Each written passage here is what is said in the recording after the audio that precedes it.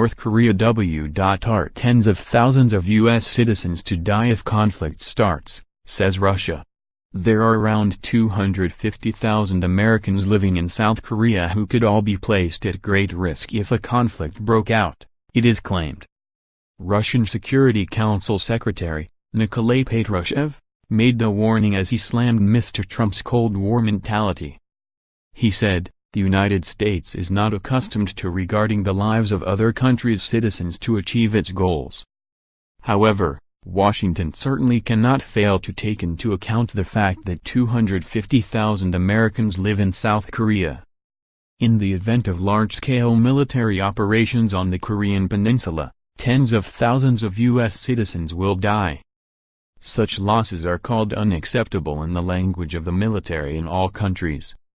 Kim Jong-un's regime has based its main artillery and missile sites around 50 kilometers from Seoul. It is thought that, should an attack on Pyongyang take place, the South would be under severe threat from the tyrant's arsenal of deadly weapons.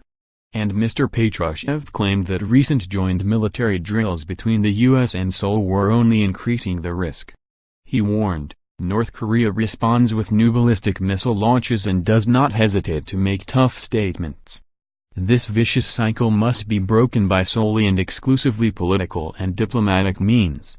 Yesterday, Russia's foreign minister, Sergei Lavrov, called for the U.S. and North Korea to start negotiations. Mr. Lavrov said Russia was ready to facilitate talks in a bid to stop war breaking out.